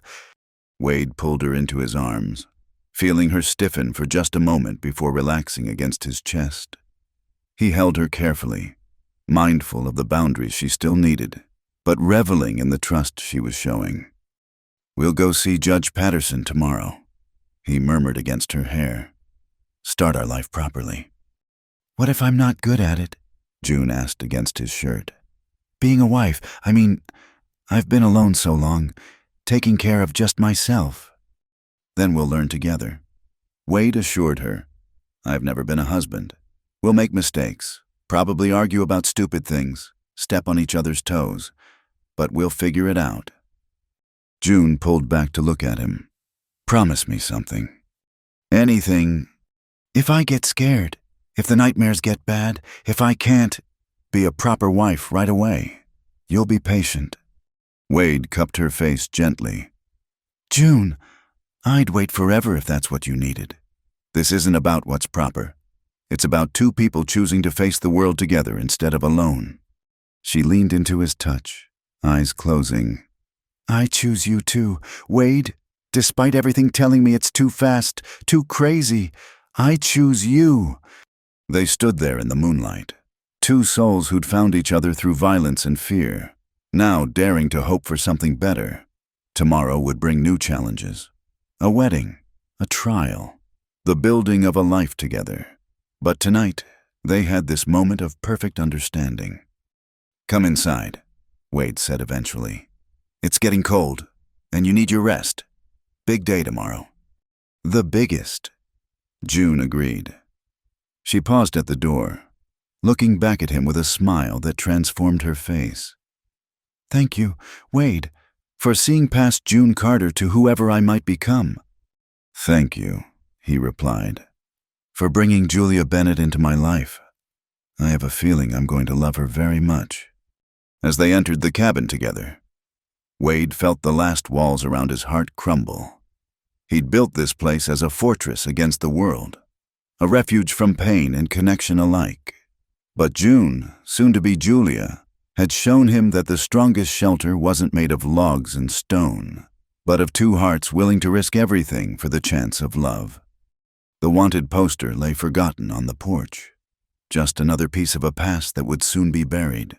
In its place would grow something new and precious, a marriage built on truth, forged in danger, and tempered by the choice to trust when trust seemed impossible.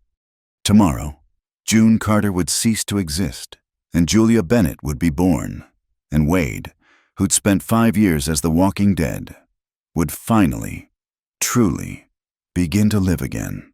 The sound came just after midnight, horses approaching fast from the east, too many to be friendly travelers. Wade was on his feet before fully awake, reaching for his rifle in the darkness. Beside him, June stirred on her makeshift bed by the fire. Wade! Her voice was alert, fear creeping back in.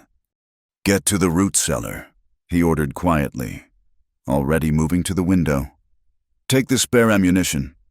They'd prepared for this possibility after the sheriff's visit, creating a hidden space beneath the floorboards where June could hide if needed.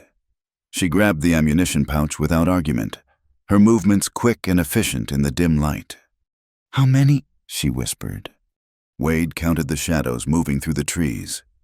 8, maybe 9, moving to surround us. June paused at the cellar entrance. "I'm not hiding while you fight alone." "June." "Julia," she corrected firmly. "and Julia Bennett doesn't cower in cellars." She picked up the second rifle, checking it with practiced ease. "We do this together." Before Wade could protest, a voice rang out from the darkness, cold and measured, different from Colton's rough tones. "Wade Bennett, I'm Samuel Colton. You have something that belongs to me."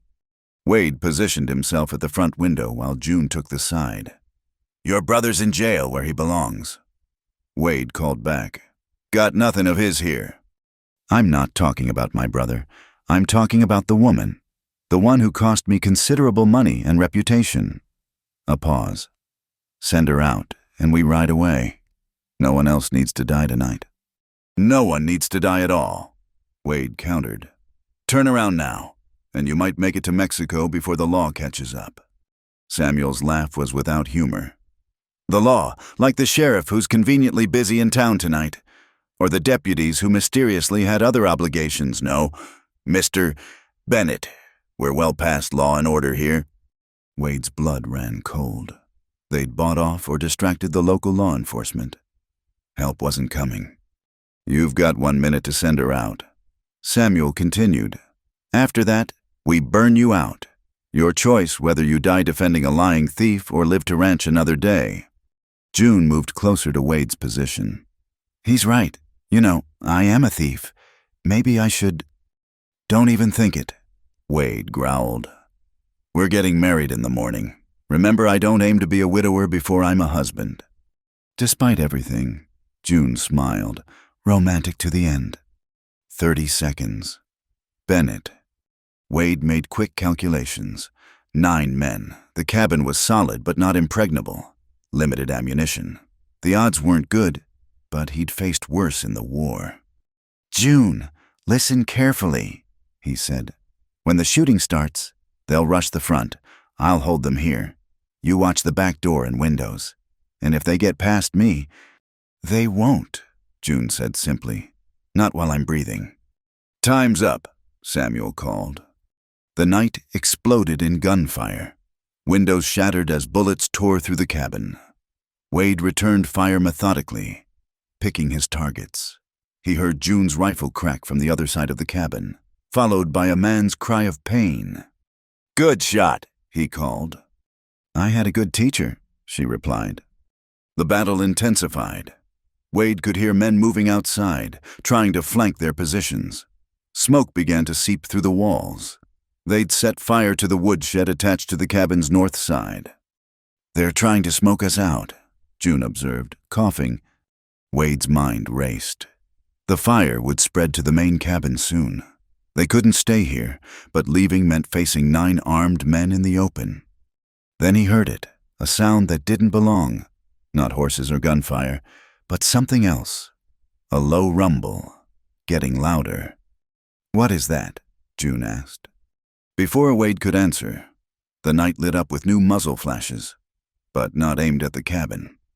Shouts of confusion came from Colton's men as gunfire erupted from the tree line behind them. "Who in the hell?" Samuel's voice cut off in a curse. Through the smoke and chaos, Wade saw familiar figures emerging from the darkness. Mrs. Henderson, his elderly neighbor, wielding a shotgun with surprising effectiveness. Tom Rodriguez from the neighboring ranch, flanked by his 2 sons, the Olson brothers from further up the valley. Even old Doc Pritchard was there, rifle in hand. "Thought you might need some help, Bennett," Rodriguez called out, taking cover behind a tree. Mrs. Henderson was quite insistent. The tide turned quickly, caught between the cabin and the unexpected reinforcements. Colton's men found themselves outnumbered and outflanked. Samuel tried to rally them, but the surprise was too complete. "Pull back," he shouted. "To the horses!" But it was too late. The neighbors had planned their ambush well, cutting off the escape route. Within minutes, the shooting died down, replaced by the sounds of surrender and capture. Wade and June emerged cautiously from the cabin, weapons still ready. The smoke from the burning woodshed cast an eerie glow over the scene. Samuel Colton knelt in the dirt, hands bound, glaring murderously at them. "Mrs. Henderson marched up to Wade, her gray hair wild and nightgown covered by a man's coat. "Wade Bennett, you think we're fools?" Sheriff comes around asking questions about you taking in some mystery woman, then rides off on urgent business the same night we've been neighbors for 5 years. You think we'd let you face trouble alone? Wade found himself speechless. These people, some he'd barely spoken to beyond polite greetings, had risked their lives for him. I don't know what to say," he managed. "Say you'll put out that fire before it takes your whole cabin," Doc Pritchard suggested dryly. "And maybe introduce us to your young lady properly." As the men organized to fight the fire and secure the prisoners, June stood beside Wade, tears streaming down her face. "They came for you," she whispered. "All of them. They didn't even know me." "They came for both of us," Wade corrected. "This is what community means out here. We look out for each other." Mrs. Henderson approached June, studying her with sharp eyes. "You're the one who helped those girls escape from that awful camp." June nodded, unable to speak. "Then you're welcome here, dear. Whatever your past, whatever your name, you're one of us now." The elderly woman's expression softened. "I heard there might be a wedding tomorrow." If we survive the night," June managed. "Oh, you'll survive," Mrs. Henderson said firmly. "And I'll be there to see it. Someone needs to make sure Wade doesn't faint at the altar. Man turns green at the sight of his own feelings." "Despite everything?" June laughed. Wade felt his heart swell at the sound. The fire was quickly controlled. Though the woodshed was a total loss, the prisoners were secured in Wade's barn until the sheriff, who would no doubt be very surprised to learn of the night's events, could collect them in the morning. As dawn approached, the neighbors began to disperse, each stopping to shake Wade's hand or offer June words of welcome. Tom Rodriguez lingered last. "That was some fine shooting from inside," he told June. "Wade teach you that?" "He did," June confirmed. "Good man to learn from, better man to marry." Rodriguez tipped his hat. "Welcome to the valley, Mrs. Soon-to-be Bennett." When they were finally alone, Wade and June stood looking at the damaged cabin. Bullet holes peppered the walls. Windows were shattered, and smoke stains marked where the fire had been. "Our home needs some work," June observed. "Our home," Wade repeated, liking the sound of it. "We'll fix it up, make it stronger than before." "Like us?" June suggested. "Exactly like us." They worked together to clean up the worst of the glass and debris, boarding up the broken windows as the sun rose. Despite the exhaustion, despite the violence of the night, there was a peace between them, the peace of having faced death together and survived. "Wade," June said as they worked, "what Samuel said about me being a thief and a liar was the bitter words of a defeated man." Wade finished. "The woman I'm marrying today is brave, resourceful, and loved by her community. That's all that matters." June set down her hammer and moved to him. "I love you," she said simply. "I should have said it before, but I was scared. Not anymore. I love you. Wade Bennett." Wade pulled her close, mindful of the bruises they'd both collected during the fight. "I love you too. June Carter, soon to be Julia Bennett. Have since the moment you pointed my own rifle at those outlaws with perfect form." Romantic and strange. June laughed against his chest. Perfect combination. A throat cleared behind them. They turned to find Sheriff Collins sitting on his horse, looking travel-worn but alert. "Interesting night," he asked mildly, surveying the damage. I hear Samuel Colton decided to visit. News travels fast, Wade observed. Mrs. Henderson sent her grandson to fetch me. Made good time. The sheriff dismounted, studying the prisoners in the barn. Looks like the community handled things well enough. They saved our lives.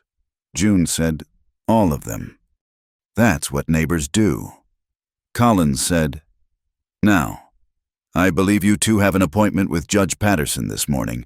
Wouldn't want to be late for your own wedding. June looked down at her smoke-stained, torn dress. I can't get married like this. Actually, Mrs. Henderson's voice came from the road, where a small wagon was approaching.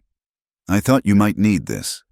She produced a carefully wrapped bundle, a simple but elegant blue dress. Was my daughter's. She'd be about your size. Would be honored if you'd wear it. June accepted the dress with trembling hands. Thank you for everything. Nonsense. Dear, now let's get you ready. Can't have Wade waiting at the altar all day.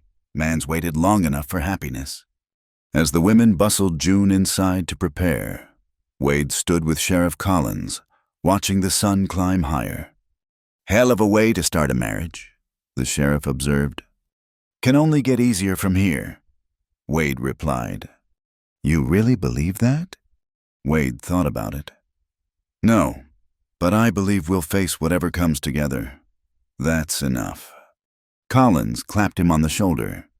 That's all any of us can ask for. Now go clean yourself up. Can't have you showing up to your wedding looking like you've been in a gunfight. But I have been in a gunfight. And that, Bennett, is a story for your grandchildren, not your wedding day. As Wade headed inside to prepare for the most important day of his life, he paused to look back at the sunrise painting the mountains gold. 12 hours ago, he'd been prepared to die defending June. Now, he was preparing to live alongside her. The cabin bore its scars proudly, proof of the battle fought and won. Soon, it would shelter not just two broken souls healing together, but a true family, built on trust, courage, and the kind of love that faces down armies and emerges victorious. June Carter would officially die today, her past buried with honors, and Julia Bennett would be born, not in fear or desperation, but in joy and hope and the promise of all the tomorrows to come. It was, Wade thought, a very good day for a wedding. 6 months had passed since the wedding, and the cabin had transformed. New windows gleamed where bullet holes once marred the walls. A larger porch wrapped around two sides now, complete with the rocking chairs Mrs. Henderson had gifted them.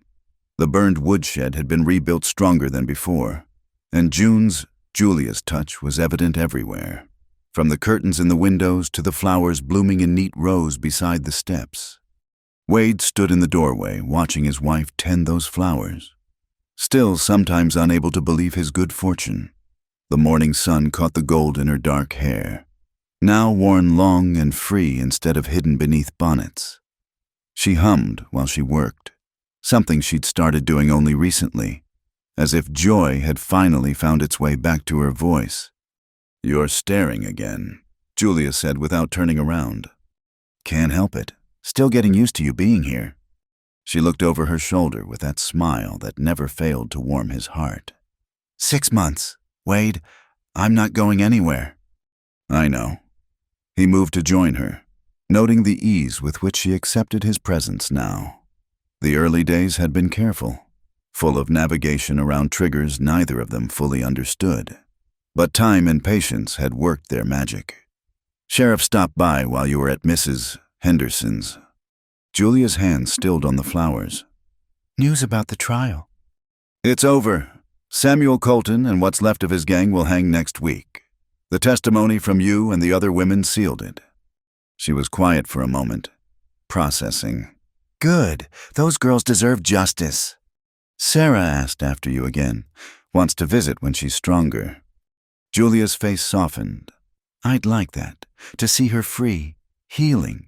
It makes everything worthwhile. Wade wrapped his arms around her from behind, pleased when she leaned back against him without hesitation. These simple intimacies had been hard-won, each touch a victory over the ghosts that haunted them both.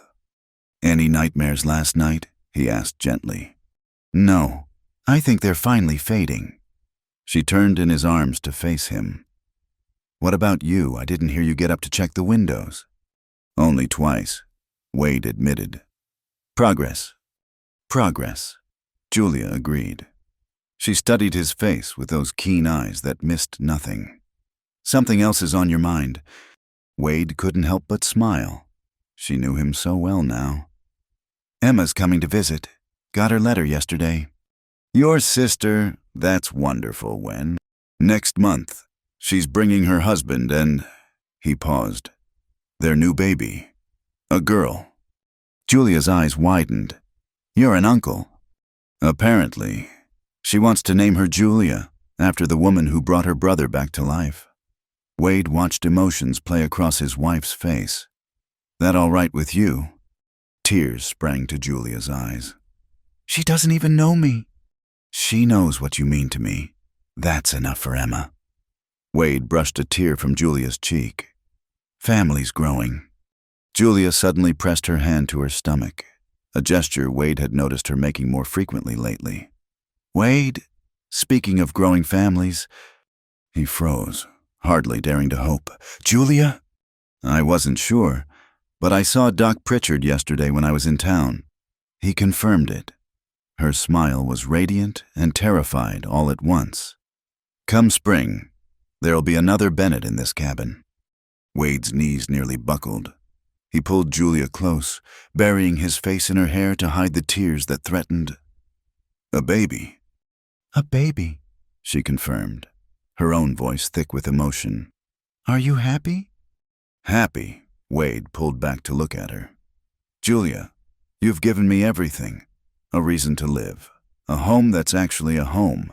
And now—" He placed his hand gently over hers on her stomach. "Now I didn't think I could be this happy." "I'm scared," Julia admitted.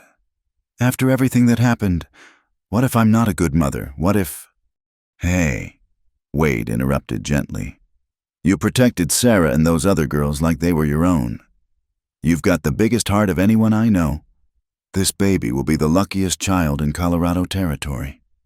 They stood there in the morning sun, holding each other and their precious secret.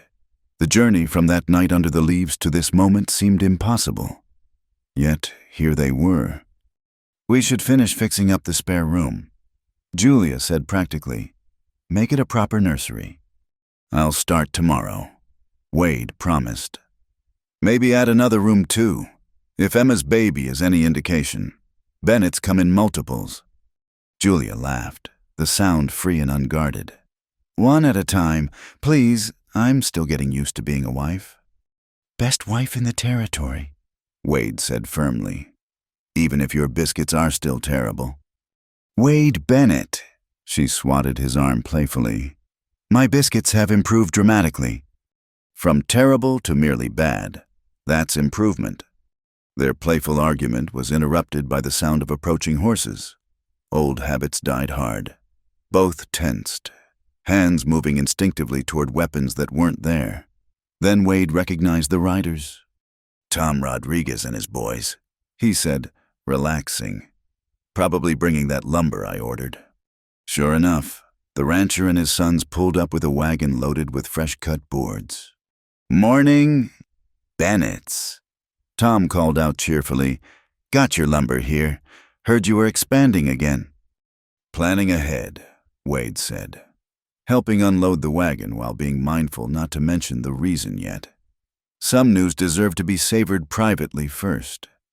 "Smart man," Tom agreed. He glanced at Julia. "How you settling in? Mrs. Bennett Valley treating you well?" "Better than I deserve," Julia said warmly. "Everyone's been so kind." Kindness goes both ways. Tom's eldest son, Miguel, spoke up. "Ma says your apple pie at the church social was the best she'd ever tasted." Julia blushed. "Your mother's being generous." "Ma doesn't lie about pie," Miguel said seriously, earning a laugh from everyone. After the Rodriguez family left, Wade and Julia worked together storing the lumber. It was comfortable, easy work, the kind of shared labor that built marriages as surely as love did. I want to tell the whole valley, Wade said suddenly, about the baby. Want to shout it from the mountaintops. Let's wait a little longer, Julia suggested, just until I'm further along. For now, it's our secret. Our secret, Wade agreed, liking the intimacy of it. As the day wore on, they fell into their usual routines. Wade tended the cattle while Julia worked on the endless mending and household tasks. But there was a new awareness between them, a shared joy that colored every ordinary moment. That evening, they sat on their new porch watching the sunset paint the mountains in shades of gold and pink. Julia had Wade's coat draped over her shoulders, still her favorite garment, despite now having a full wardrobe. Do you ever think about how different life might have been? Julia asked softly. If you hadn't found me that night. Try not to, Wade said honestly. That path leads nowhere good. I'd be dead, Julia said simply, and you'd still be half alive, Wade finished. Going through the motions, existing but not living. We saved each other. We did. Wade took her hand, threading their fingers together. And now we get to build something together. A family, a future, a life worth living. Julia squeezed his hand. I love our life, even with the bullet holes we haven't quite patched yet. Character marks, Wade said. Proof we fought for this happiness. Wade, Julia's voice turned thoughtful. I want our child to know the truth. Not all of it, not the ugly parts, but that Mama and Papa chose each other, chose to fight for love even when it seemed impossible. We'll tell them, Wade promised. When they're old enough to understand how their mama was the bravest woman in the West, and their papa was smart enough to recognize it. Smooth talker, Julia accused with a smile. You bring it out in me. They sat in comfortable silence as darkness fell, each lost in thoughts of the future they were building. Inside the cabin, a fire crackled warmly. Tomorrow would bring its own challenges and joys. But tonight, they had this peace, love, and the promise of new life. No regrets, Wade asked suddenly. Julia considered the question. How could I regret the path that led me to you, to this? She gestured to encompass their home, their life, the child growing within her. I'm not June Carter anymore, running and afraid. I'm Julia Bennett, rancher's wife, future mother, crack shot, and maker of improved biscuits. Marginally improved, Wade corrected. I'm going to bake a batch tomorrow just to spite you. I'll eat every one and claim they're delicious. Liar. You're a liar, Wade said contentedly. As they headed inside for the night, Julia paused in the doorway for one last look at the star-filled sky. You know what I just realized? What's that? I'm not scared anymore. For the first time in my adult life, I'm not looking over my shoulder, not planning escape routes, not afraid of tomorrow. Wade wrapped his arms around her from behind, one hand resting protectively over where their child grew. How does it feel? Like freedom, Julia said softly. Like home. They went inside together, closing the door on the past and opening their hearts to all the tomorrows yet to come.